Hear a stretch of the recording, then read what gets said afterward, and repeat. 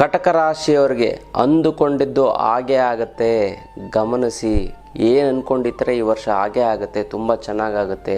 ವಿಶೇಷವಾದಂಥ ಸ್ಥಾನಮಾನ ಸಿಗುತ್ತೆ. ಎಲ್ಲರೂ ಕೂಡ ನಿಮ್ಮ ಮಾತನ್ನು, ನಿಮ್ಮ ಮನೆಯವರು, ಅಕ್ಕಪಕ್ಕದವರು ಯಾರೇ ರೀತಿಯಲ್ಲಿ ನಿಮ್ಮ ಮಾತನ್ನು ಕೇಳ್ತಾರೆ. ಆದರೆ ಒಂದು ದೊಡ್ಡ ಪರೀಕ್ಷೆಯನ್ನು ನೀವು ಎದುರಿಸಬೇಕಾಗುತ್ತೆ. ಆ ಪರೀಕ್ಷೆಯನ್ನು ನೀವು ಎದುರಿಸ್ಬಿಡ್ತು ಅಂದರೆ ಅದೃಷ್ಟ ನಿಮ್ಮ ಕಾಲು ಕೆಳಗಡೆ ಅಲ್ಲ ಅಂತ ಒಂದು ಅದ್ಭುತವಾದಂಥದ್ದೇ. ಕೆಲವೊಂದಾರ ಜಾಗ್ರತೆಯನ್ನು ವಹಿಸ್ತು ಅಂತಂದರೆ ತುಂಬ ಚೆನ್ನಾಗಾಗ್ತೀರಾ, ಅನುಕೂಲ ಆಗ್ತಾ ಬರುತ್ತೆ ಕಟಕ ರಾಶಿಯವರಿಗೆ. ಮತ್ತು ಯಾವ ಒಂದು ಜಾಗ್ರತೆನ ವಹಿಸಬೇಕು ಏನು ಅಂತ ನಾನು ತಿಳಿಸ್ಕೊಳ್ಳೋದಕ್ಕೆ ಸಂಪೂರ್ಣವಾದ ಒಂದು ಯುಗಾದಿ ಭವಿಷ್ಯನ ತಿಳಿಸ್ಕೊಡ್ತೀನಿ. ಅದಕ್ಕಿಂತ ಮುಂಚೆ ನೀವು ವಿನಯೋಗಿ ಗುರುಜಿ ಅಂತ ಯೂಟ್ಯೂಬ್ ಚಾನಲ್ ಲೈಕ್ ಮಾಡಿ, ಸಬ್ಸ್ಕ್ರೈಬ್ ಆಗಿ, ಮತ್ತು ಬೆಲ್ ಬಟನ್ ಒತ್ತಿ. ಫೇಸ್ಬುಕ್, ಇನ್ಸ್ಟಾಗ್ರಾಮನ್ನು ಕೂಡ ಲೈಕ್ ಮಾಡಿ, ಶೇರ್ ಮಾಡಿ, ಮತ್ತು ಫಾಲೋವನ್ನು ಮಾಡ್ಕೊಳ್ಳಿ. ಗೊತ್ತಲ್ಲ, ಯುಗಾದಿಯ ಒಂದು ಭವಿಷ್ಯ ಹೇಗಿದೆ ಅಂತಂದರೆ ಈ ವರ್ಷ ನೀವು ಸ್ಟಾರ್ಟಿಂಗಲ್ಲೇ ದುಡ್ಡು ಸಿಗ್ತಾ ಬರುತ್ತೆ. ಸ್ಟಾರ್ಟಿಂಗು ಅಂದರೆ ಈ ವರ್ಷದ ಭವಿಷ್ಯನ 4 ಅಂದರೆ 12 ತಿಂಗಳಿರೋದ್ರಿಂದ ನಾವು 4 ಅಂತ ವಿಭಾಗವನ್ನು ಮಾಡ್ತೀವಿ. ಫಸ್ಟು 4 ತಿಂಗಳಲ್ಲೇ ನಿಮಗೆ ದುಡ್ಡು ಸಿಕ್ಬಿಡುತ್ತೆ. ನಿಮಗೆ ತುಂಬ ಚೆನ್ನಾಗಾಗುತ್ತೆ, ತುಂಬ ಅನುಕೂಲ ಆಗ್ತಾ ಬರುತ್ತೆ. ಜೊತೆಗಳೆ ಇನ್ನೊಂದು ಏನು ಅಂತಂದರೆ ಶತ್ರುಗಳ ಒಂದು ಬಾಧೆ ಜಾಸ್ತಿ ಆಗ್ತಾ ಬರುತ್ತೆ. ಅದಕ್ಕೋಸ್ಕರ ಒಂದು ತ್ರಿಶೂಲವನ್ನು ಮನೇಲಿಡಿ. ನಾನು ಕೊಡ್ತೀನಿ, ಅದನ್ನು ಬಂದು ಉಚಿತವಾಗಿ ಕೊಡ್ತೀನಿ. ಒಂದು ಬಟ್ಲಲ್ಲಿ ಅಕ್ಷತೆ ಮೇಲೆ ನಿಂಬೆಹಣ್ಣಿಗೆ ಆ ಒಂದು ತ್ರಿಶೂಲವನ್ನು ಚುಚ್ಚಿತು ಅಂತಂದರೆ ಸಾಕು. ಪ್ರತಿ ಶುಕ್ರವಾರ ನಿಂಬೆಹಣ್ಣು ಎತ್ತಿಸ್ತೀವಿ, ಹೊಸ ನಿಂಬೆಹಣ್ಣನ್ನು ಹಾಕಿ ಆ ತ್ರಿಶೂಲದ ಮನೆಯಲ್ಲಿರುವಂಥ ನೆಗೆಟಿವ್ ಮತ್ತು ಶತ್ರುಬಾಧೆಗಳು ಆ ಒಂದು ತ್ರಿಶೂಲದ ಮುಂದೆ ಯಾರ್ಯಾರು ಯಂತ್ರ ತೊಗೋತಿರೋ, ನನ್ನ ಕನ್ಸಲ್ಟೇಷನ್ ಬರ್ತೀರೋ, ನಾನು ಭೇಟಿ ಮಾಡ್ತಿರೋ ಅಂಥವ್ರಿಗೆಲ್ಲ ನಾನು ಕೊಡ್ತಾ ಹೋಗ್ತೀನಿ. ಜೊತೆಗೆ ಇನ್ನೊಂದು ಏನಂತಂದರೆ ಆ ತ್ರಿಶೂಲದ ಮುಂದೆ ದೇವ್ರ ಮನೇಲಿ ಇಡ್ತಾರೆ. ಆ ತ್ರಿಶೂಲ ಮುಂದೆ ಅಂತ ನಿಮ್ಮ ಶತ್ರು ನೆನೆಸ್ಕೊಂಡ್ರೆ ಸಾಕು, ಅವನು ಹಾಗೆ ಸೈಲೆಂಟಾಗಿ ಕೂತ್ಕೊಬಿಡ್ತಾನೆ ಅಂತ ಒಂದು ಅದ್ಭುತವಾದಂಥ ಒಂದು ವಿಚಾರ ನಾನು ಉಚಿತವಾಗಿ ಕೊಡ್ತೀನಿ. ನಾನು ಯಾರು ಭೇಟಿ ಮಾಡೋಕ್ಕೆ ಬಂತು ಅಂತಂದರೂ ಕೂಡ, ಮತ್ತು ಕನ್ಸಲ್ಟೇಷನ್ಗೆ ಬಂತು ಅಂದರೆ ಯಂತ್ರ ತೊಗೊಳಕ್ಕೋಸ್ಕರ ಆನ್ಲೈನ್ ಕ್ಲಾಸಲ್ಲಿ ಅಟೆಂಡ್ ಮಾಡಿದ್ರು ಕೂಡ ಅದನ್ನು ನಾನು ಕೊಡ್ತಾ ಹೋಗ್ತೀನಿ. ಇನ್ನೊಂದು ಏನಂತಂದರೆ ಮುಖ್ಯವಾದಂತಹ ನಿರ್ಧಾರವನ್ನು ನೀವು ತೆಗೆದುಕೊಳ್ತೀರಾ ಈ ಸಮಯ. ಈ ಒಂದು ವರ್ಷ ಮುಖ್ಯವಾದ ನಿರ್ಧಾರಗಳನ್ನು ತಗೋತೀರಾ. ಹಣಕಾಸಿನಲ್ಲಿ ಏನು ಅಂತಂದರೆ ಎಷ್ಟೇ ಸ್ಟಾರ್ಟಿಂಗ್ ದುಡ್ಡು ಬರುತ್ತೆ, ಚೆನ್ನಾಗಾಗುತ್ತೆ. ಆಮೇಲೆ ಇನ್ನು ಮಿಕ್ಕಿ ಟೈಮೆಲ್ಲ ಖಾಲಿ ಕೈ ನಿಮಗೇನು ಸಿಗುತ್ತೆ. ಅಂದರೆ ಊಟ ತಿಂಡಿ ಬಟ್ಟೆಗೆ ತೊಂದರೆ ಇಲ್ಲ, ಆದರೆ ಮೊದಲು ಏನು ಸ್ಟಾರ್ಟಿಂಗ್ ದುಡ್ಡು ಬಂದಿರುತ್ತೋ ಆ ರೀತಿ ಬರೋದಿಲ್ಲ. ಖರ್ಚು ಹೆಚ್ಚಾಗುತ್ತೆ. ಶತ್ರುಗಳು ಬೇಡ ಅಂತಂದರೂ ಕೂಡ ಬಂದು ಮೇಲೆ ಬಂದು ಕಾಲು ಕರ್ಕೊಂಡು ಜಗಳ ಆಡ್ತಾರೆ. ಅದಕ್ಕೋಸ್ಕರ ನೀವು ಏನು ಮಾಡಿ ಅಂತಂದರೆ ಪ್ಲ್ಯಾನ್ ಮಾಡಿ ಆದಷ್ಟು ದುಷ್ಟರಿಂದ ದೂರ ಇರಿ ಅನ್ನೋದು ಒಂದು ಇದಿರುತ್ತೆ. ಜೊತೆಗೆ ಈ ಸರಿ ಏನಾಗುತ್ತೆ ಅಂತಂದರೆ ಪ್ರಾರಂಭದಲ್ಲಿ ನಿಮಗೆ ತುಂಬ ಆಲೋಚನೆ, ಬುದ್ಧಿ, ಜ್ಞಾನ, ತಿಳುವಳಿಕೆ ಎಲ್ಲ ಬರುತ್ತೆ. ಆಮೇಲೆ ಹೋಗ್ತಾ ಡೌನ್ ಆಗಿಬಿಡ್ತದೆ. ಅದು ಹಂಗೆ ಆಗಬಾರ್ದು. ಅದಕ್ಕೋಸ್ಕರ ನಿಮ್ಮ ಜಾತಕವನ್ನು ಪರಿಶೀಲನೆ ಮಾಡ್ಕೊಳ್ಳಿ. ಮದುವೆ ಆಗೋವಂಥವ್ರಿಗೆ ಈ ಸರಿ ಮದುವೆ ಆಗಿಬಿಡುತ್ತೆ, ತುಂಬ ಚೆನ್ನಾಗಾಗುತ್ತೆ.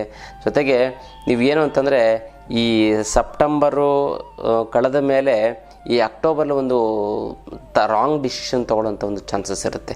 ಸ್ವಲ್ಪ ಯೋಚನೆ ಮಾಡಿ ತೊಗೊಳ್ಳಿ. ಅಕ್ಟೋಬರಲ್ಲಿ ಯಾವುದರಿಂದ ದೊಡ್ಡ ನಿರ್ಧಾರವನ್ನು ತೆಗೆದುಕೊಳ್ಳೋಕೆ ಹೋಗಿ, ಮದುವೆ ವಿಚಾರ ಆಗಿರ್ಬೋದು, ಆಸ್ತಿ ವಿಚಾರ ಆಗಿರ್ಬೋದು, ಅದೆಲ್ಲ. ಜೊತೆಗೆ ಇನ್ನೊಂದೇನಂತಂದರೆ ಈ ಒಂದು ವಾಹನ ಖರೀದಿ ಮಾಡುವಂಥ ಒಂದು ಯೋಗ ಇದೆ, ತುಂಬ ಚೆನ್ನಾಗಿರುತ್ತೆ. ಕುಟುಂಬದಲ್ಲಿ ಹೇಗಿರುತ್ತೆ ಅಂತ ನಿರಾಳತೆ ಇರುತ್ತೆ, ಏನೋ ಒಂಥರ ಖುಷಿ. ಕುಟುಂಬದಲ್ಲಿ ತುಂಬ ಚೆನ್ನಾಗಿರುತ್ತೆ, ಏನು ತೊಂದರೆ ಇಲ್ಲ. ಒಡವೆಯನ್ನು ಖರೀದಿ ಮಾಡುವಂಥ ಒಂದು ಯೋಗ ಬರುತ್ತೆ. ಒಡವೆ ಮತ್ತು ವಾಹನ ಎಷ್ಟೇ ಕಾಸ್ಟ್ಲಿ ಆಗಿದ್ರೂ ಕೂಡ ನೀವು ಚಿನ್ನ ಅದನ್ನು ಖರೀದಿ ಮಾಡುವಂಥ ಒಂದು ಯೋಗ ನಿಮಗೆ ಬಂದೇ ಬರುತ್ತೆ, ಅದರಲ್ಲಿ ಎರಡು ಮಾತಿಲ್ಲ. ಈ ವರ್ಷ ಏನು ಅಂತಂದರೆ ಯಾವುದೇ ರೀತಿಯಂಥ ಸಮಸ್ಯೆಗಳು ಅಂತಂದರೆ ಆರೋಗ್ಯದಲ್ಲಿ ಸಮಸ್ಯೆ ಏನು ಅಂತಂದರೆ ಗಂಟಲಿಗೆ ಸಂಬಂಧಪಟ್ಟಂಥ ಥೈರಾಯ್ಡ್ ಮತ್ತು ಟ್ರಾನ್ಸಿಲ್ಸ್ ಆಗುವಂಥದ್ದು, ಹೃದಯಕ್ಕೆ ಸಂಬಂಧಪಟ್ಟಂಥ ಮತ್ತು ಶ್ವಾಸಕೋಶಕ್ಕೆ ಸಂಬಂಧಪಟ್ಟಂಥ ಸಮಸ್ಯೆಗಳಾಗುತ್ತೆ. ಮತ್ತು ಹೊಟ್ಟೆಗೆ ಸಂಬಂಧಪಟ್ಟಂತಹ ಸಮಸ್ಯೆಗಳು ಆಗ್ತಾ ಬರುತ್ತೆ. ದಣಿವು ಜಾಸ್ತಿ ಅಂದರೆ ಶ್ರಮ ಜಾಸ್ತಿ ಆಗೋದ್ರಿಂದ ಶ್ರಮಪಟ್ಟು ಕಷ್ಟಪಡ್ತಿರಲಿಲ್ಲ ಅಂತಲ್ಲ, ಆದರೆ ನೀವು 1 ಅವರ್ ನೀವು ಶ್ರಮ ಪಡ್ತು ಅಂತಂದರೆ ಅರ್ಧ ಗಂಟೆ ನಿದ್ದೆ ಮಾಡಬೇಕಂದ್ರೆ ರೆಸ್ಟ್ ತೊಗೋಬೇಕಾಗುತ್ತೆ ಅಲ್ಲ. ಆಹಾರದಲ್ಲಿ ಒಂದು ಒಳ್ಳೆ ಒಂದು ಆಹಾರ ವಿಹಾರ ಪದ್ಧತಿಯನ್ನು ಜಾಗ್ರತೆಯಿಂದ ವಹಿಸಿ, ಹಸಿ ತರಕಾರಿ, ಮೊಳಕೆ ಕಾಳುಗಳನ್ನು, ಎಕ್ಸಸೈಸ್ಗಳನ್ನು ಮಾಡಿ, ಜೊತೆಗೆ ಓಂ ಧಮ್ ಧನ್ವಂತರಿ ನಮಃ ಅಂತ ಜಪ ಮಾಡ್ಕೊಳ್ಳಿ, ತುಂಬ ಚೆನ್ನಾಗಾಗುತ್ತೆ. ಮೃತ್ಯುಂಜಯ ಮಹಾಮಂತ್ರವನ್ನು ನೀವು ಜಪ ಮಾಡಿ.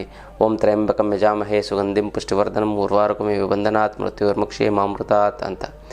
ಈ ವರ್ಷ ನಿಮ್ಗೆ ಯಾರು ಅಂತಂದರೆ ನಿಮ್ಗೆ ಸಂಬಂಧ ಇಲ್ಲದೇ ಇರೋಂಥ 3ನೇ ವ್ಯಕ್ತಿ ಬಂದು ನಿಮಗೆ ತೊಂದರೆ ಮಾಡ್ತಾನೆ, ಗೊತ್ತಲ್ಲ. ಅದಕ್ಕೋಸ್ಕರ ನಿಮ್ಮವ್ರನ್ನೆಲ್ಲ ಒಗ್ಗಟ್ಟಾಗಿರಿ. ನಿಮ್ಮ ಫ್ರೆಂಡ್ಸ್ ರಿಲೇಟಿವ್ಸ್ನೆಲ್ಲ ಕ್ಲೋಸಾಗಿ ಇಟ್ಕೊಳ್ಳಿ. ಅವರು ನಿಮಗೆ ಸಪೋರ್ಟ್ ಮಾಡಿ 3ನೇ ವ್ಯಕ್ತಿನ ದೂರ ಕಳಿಸ್ತಾನೆ ಅಲ್ಲ. ಹಾಗಾಗಿ ಮತ್ತು ಒಳ್ಳೆ ಒಂದು ಯಾತ್ರೆಯನ್ನು ಕೈಗೊಳ್ತೀರಾ, ತುಂಬ ಚೆನ್ನಾಗಿದೆ. ಒಂದು ಟೂರ್ಗೆ ಹೋಗುವಂಥದ್ದು, ಪಿಕ್ನಿಕ್ ಹೋಗುವಂಥದ್ದು, ದೂರ ಪ್ರಯಾಣ ಮಾಡುವಂಥ ಒಂದು ಯೋಗ ತುಂಬ ಚೆನ್ನಾಗಿದೆ. ಒಳ್ಳೆಯದಾಗುತ್ತೆ. ಯಾತ್ರೆ ಅಂದ ತಕ್ಷಣ ನಮ್ದೇನು ಬರುತ್ತೆ ಅಂದರೆ ಪ್ರತಿನಿತ್ಯ ನಾವು ಆಧ್ಯಾತ್ಮ ಪಯಣ ಅಂತ ಮಾಡ್ತೀವಿ. ಈ ಸರಿ ಕೇರಳ ಅನಂತ ಪದ್ಮನಾಭ ಮತ್ತು ಗುರುವಾಯೂರು ಬೆಳಗ್ಗೆ ಬ್ರಾಹ್ಮಿ ಮುಹೂರ್ತದಲ್ಲಿ ನಿಮ್ಗೆ ದರ್ಶನ ಮಾಡಿಸಿ ಸಾಕ್ಷಾತ್ ಅನಂತ ಪದ್ಮನಾಭ ಸ್ವಾಮಿಯನ್ನು ನೀವು ದರ್ಶನವನ್ನು ಮಾಡ್ಬೋದು. ಪ್ರತ್ಯಕ್ಷ ಕಲಿಯುಗ ದೇವರು ನೀವು ದರ್ಶನವನ್ನು ನೀವು ಮಾಡ್ಬೋದು. ಮತ್ತು ಊಟ ತಿಂಡಿ ವ್ಯವಸ್ಥೆ, A C room, A C bus ಮತ್ತು ಅಡುಗೆ ಭಟ್ರನ್ನು ಕರ್ಕೊಂಡು ಹೋಗುವಂಥದ್ದು, ಮತ್ತು ಅಲ್ಲಿ VIP ಟಿಕೆಟ್ಸು ಪ್ರತಿಯೊಂದು ಕೂಡ ನಮ್ಮದೇ ಇರುತ್ತೆ. ನಿಮಗೆ 3 ದಿನ ಹೇಗೆ ಕಳೀತು, 3 nights 4 days ಹೇಗೆ ಕಳೆಯುತ್ತೆ ಅನ್ನೋದೇ ಗೊತ್ತಾಗಲ್ಲ. ಅಲ್ಲಿ ಸಮುದ್ರ ಸ್ನಾನವನ್ನು ಮಾಡಿಸ್ತೀವಿ, ಇಲ್ಲಿ ಶಾಪಿಂಗ್ ಎಲ್ಲ ಬಿಡ್ತೀವಿ. ತುಂಬ ಚೆನ್ನಾಗಿರುತ್ತೆ ಯಾತ್ರೆ ಆಧ್ಯಾತ್ಮ ಪಯಣದಲ್ಲಿ. ಜೊತೆಗೆ ಮುಂದಿನ ತಿಂಗಳು ನಾವು ಕಾಮಾಖ್ಯಕ್ಕೆ ಹೋಗ್ತಾಯಿದ್ದೀವಿ, ಅದರ ಮುಂದಿನ ತಿಂಗಳು ಕಾಶಿ ಅಯೋಧ್ಯೆಗೆ, ಅದರ ಮುಂದಿನ ತಿಂಗಳು ಪುರಿ ಜಗನ್ನಾಥನಿಗೆ, ಮತ್ತು ಇದೇ ಥರ ರಿಪೀಟ್ ಆಗ್ತಾ ಬರುತ್ತೆ 3 ತಿಂಗಳು 4 ತಿಂಗಳಿಗೆ ಏನೇನಿದೆಲ್ಲ. ತುಂಬ ಅದ್ಭುತವಾದಂಥ ಒಂದು ಪ್ರಯಾಣವನ್ನು ನಾವು ಆವಾಗವಾಗ ಕೈಗೊಳ್ತಾ ಇರ್ತೀವಿ. ಅದಕ್ಕೆ ನೀವೆಲ್ಲ ಭಾಗಿಯಾಗಿ ತುಂಬ ಚೆನ್ನಾಗಾಗ್ತಾ ಬರುತ್ತೆ. ಈ ಸರಿ ಒಂದು ಸಮಸ್ಯೆಗಳು ಏನು ಅಂತಂದರೆ ಭಾವನೆಗಳು, ಯಾವುದೋ ಒಂದು ಹಳೆಯ ವಿಚಾರ ಮತ್ತು ನೋವು, ಚಿಂತೆ, ದುಃಖ ಎಲ್ಲ ಬಂದು ತುಂಬ ನೋವನ್ನು ಉಂಟು ಮಾಡುತ್ತದೆ. ಚಿಂತೆ ಮಾಡೋಕ್ಕೆ ಹೋಗಬೇಡಿ. ಚಿಂತೆಯಿಂದ ಸಿಕ್ಕಾಪಟ್ಟೆ ಚಿಂತೆ ಮಾಡ್ತಂದ್ರೆ ಟೆನ್ಷನ್ಗೆ ಒಳಗಾಗಿ ಸಮಸ್ಯೆಗೆ ಒಳಗಾಗ್ತೀರಾ. ಮತ್ತು ಹೊಸ ಅವಕಾಶಗಳು ಬರ್ತಾ ಹೋಗುತ್ತೆ, ಲಾಭ ಬರುತ್ತವಂಥ ಒಂದು ಯೋಗ ಬರುತ್ತೆ. ಜೊತೆಗೆ ವಿಶೇಷವಾದಂಥ ಒಂದು ಸ್ಥಾನಮಾನ ಸಿಗ್ತಾ ಬರುತ್ತೆ. ಮತ್ತು ನೀವೇನು ಅಂತಂದರೆ ಒಂದು ದೊಡ್ಡ ಗೋಮತಿ ಚಕ್ರವನ್ನು ನೀವು ಮನೇಲಿ ಇಟ್ಕೊಳ್ಳಿ. ನಿಮ್ಮ ಮನಸ್ಸಿನ ಒಂದು ಭಾವನೆ ತೊಂದರೆ ಆಗುತ್ತಲ್ಲ ಅಂತ ಏನು ಚಿಂತೆ ಮಾಡ್ತೀರ ಅದೆಲ್ಲ ಹೊರಟೋಗ್ಬಿಡ್ತೀರಿ ನೋಡಿ. ಇದು ದೊಡ್ಡ ಗೋಮತಿ ಚಕ್ರ. ಇದನ್ನು 2 ನಿಮಿಷ ಹಣೆಗೆ ಹಿಂಗೆ ಇಟ್ಕೊಬಿಡ್ತು ಅಂತಂದರೆ ಸಾಕು, ಫುಲ್ಲು ಕೂಲ್ ಆಗ್ಬಿಡುತ್ತೆ. ಯಾವುದೇ ರೀತಿಯ ಭಾವನೆಗಳಂತ ಮನಸ್ಸಿನ ಅಲ್ಲೋಲ ಕಲ್ಲೋಲ ಅದೆಲ್ಲ ಹೊರಟೋಗ್ಬಿಡ್ತದೆ. ಇದನ್ನು ತಲೆದಿಮ್ ಕೆಳಗಡೆ ಇಟ್ಕೊಂಡು ಮಲ್ಕೊಳ್ಳಿ, ತುಂಬ ಚೆನ್ನಾಗಾಗುತ್ತೆ. ಇವಾಗ ಸಿಗ್ತಾ ಇಲ್ಲ ಈ ಥರ ಗೋಮತಿ ಚಕ್ರ ನೋಡಿ, ಚಂದ್ರನ ಆಕಾರದಲ್ಲೇ ಇದೆ. ಹುಣ್ಣಿಮೆಯ ದಿನ ಇದಕ್ಕೆ ತುಂಬ ವಿಶೇಷವಾದಂಥ ಒಂದು ಪವರ್ ಇರುತ್ತೆ ಅದಲ್ಲ, ಅದನ್ನು ಮಾಡ್ಕೊಳ್ಳಿ. ಮತ್ತು 2 ಶುಭ ಸಂಖ್ಯೆ. ಈ ವರ್ಷ gram gram gram gram gram ಅಂತ ಬೀಜ ಮಂತ್ರವನ್ನು ಜಪ ಮಾಡಿ ತುಂಬ ಚೆನ್ನಾಗುತ್ತೆ. ಮತ್ತು ವಿಶೇಷವಾಗಿ ನೀವು